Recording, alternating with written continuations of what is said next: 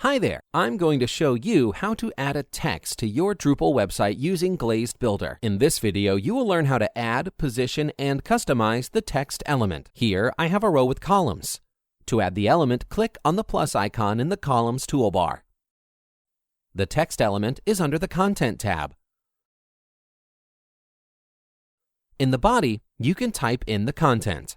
The text element has the standard editing toolbar where you can make your text bold, italic, and underlined. You can change the paragraph style